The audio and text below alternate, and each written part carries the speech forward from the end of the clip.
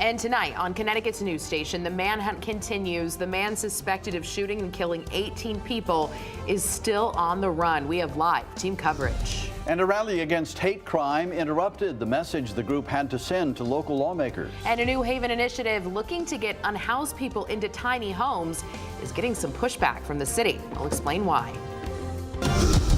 Now at 6, this is Fox 61, Connecticut's news station. The manhunt in Maine continues. The search for Robert Card enters into its third night. Just moments ago, police released more details about the 18 victims, ages ranging from 14 to 76. Good evening. Thanks for staying with us here on the Fox 61 News at 6. I'm Sarah Sanchez. And I'm Brent Harden. Maine police just wrapping up a press conference. The shelter-in-place order for Lewiston has been lifted, but officers are still searching for their suspect. Our live team coverage continues tonight. Fox 61's Brooke Griffin is live in Maine with how the community is coming together.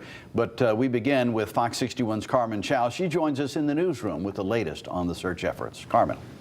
Brent and Sarah, the manhunt for Robert Card is now in its second full day. Officials held 2 news conferences today to discuss operational moves.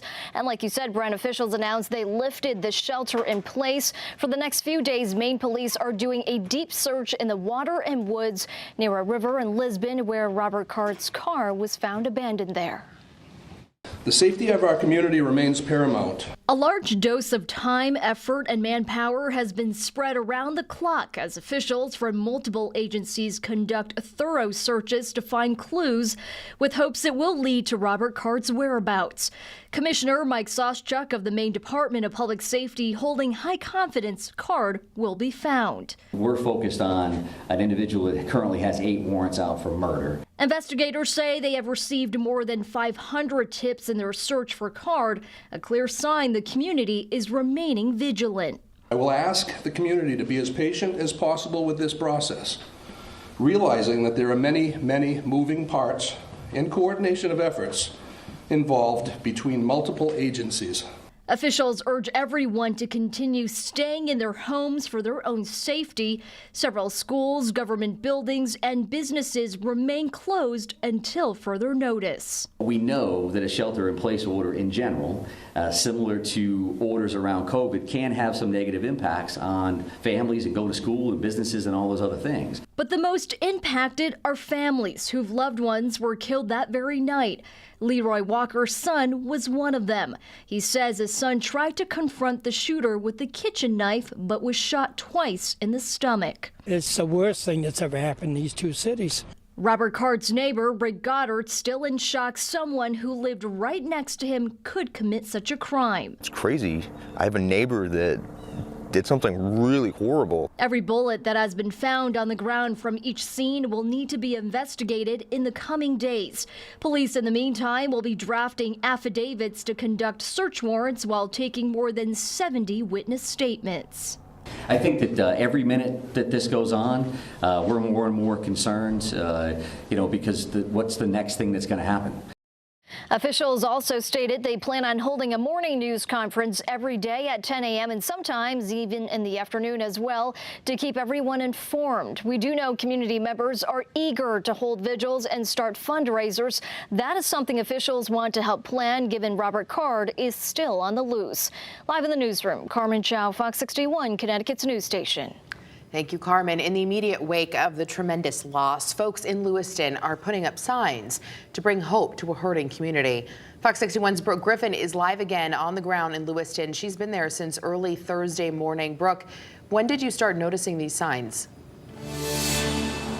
Yeah, you know what? We noticed them immediately as soon as we came into Lewiston. This road behind me is the main entry south to north, working your way through Lewiston. That's when we first saw the signs. Now, yesterday, that big story was that there was nobody out and about. As you can see, it's a very different scene behind me now.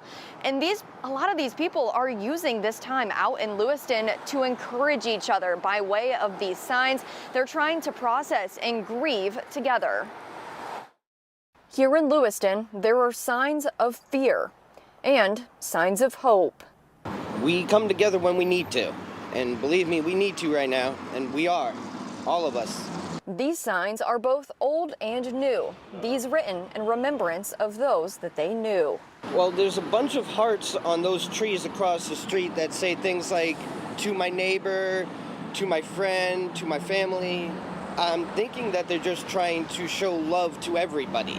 Creating a sense of compassion in an area that has been torn apart by tragedy. Well, Lewiston has always been a very tight-knit community. They've always been very supportive of each other.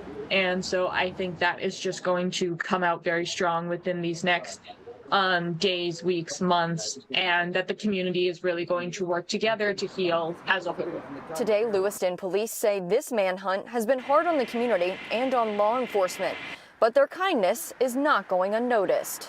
As the chief of the Lewiston, Maine Police Department, I am extremely thankful for the community's outpouring of support being offered during this tense and trying time. And this is just the beginning. Since we started shooting this story, more signs and flowers and support have appeared. And you know, one thing I want to mention is in my years of reporting, I've never seen a story that's quite evolved as rapidly and as much as this one here in Lewiston, Maine. We've seen so much change over the last really 24, 48 hours in this. Now, we talked about that press conference that just happened. As soon as it was over, here in Lewiston and these surrounding communities, we all got a public safety alert here on our phones. This says shelter-in-place order is rescinded, except hunting is prohibited in 4 separate towns, all of the ones here around here.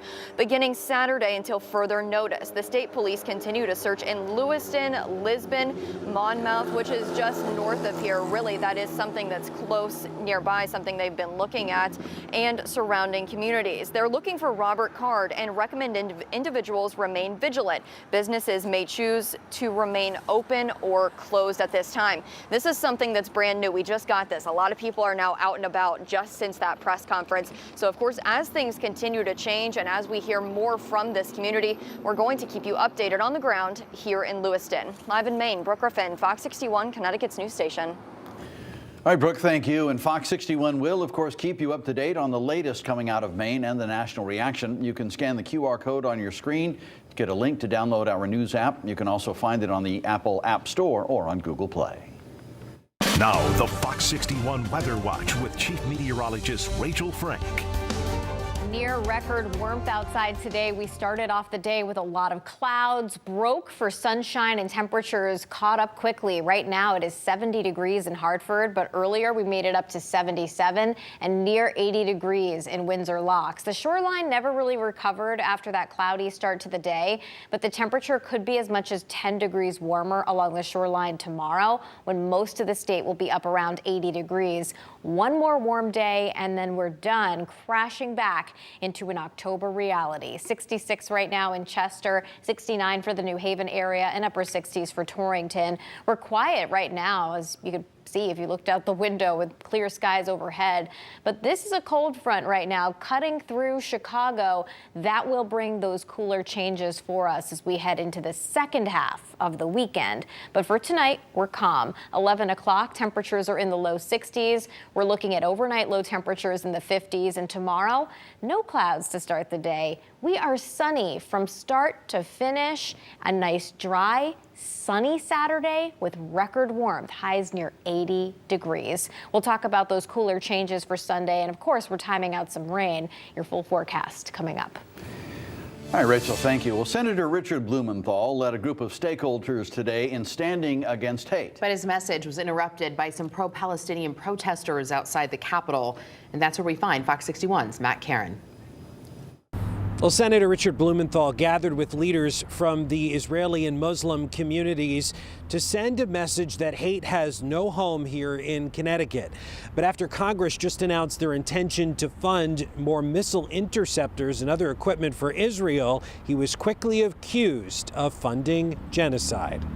As Senator Richard Blumenthal stepped to the podium. Unfortunate topic, which is hate crimes, the soaring incidents. Senator Blumenthal, several days ago you offered unshakable and unwavering support to Israel while it conducts a genocidal campaign in Gaza, killing thousands of children journalists, civilians, while the people of Gaza starve. Shame on you saying you would stand against hate. You are worse than a hypocrite. You're an accomplice to the genocide of the Palestinian people. Stop funding genocide. Stop funding genocide! He was shouted down by pro-Palestinian protesters. I'm happy to talk to you afterward. The senator kept that promise. You know, it's a free country, fortunately. And stuck around after he delivered remarks to have side conversations. The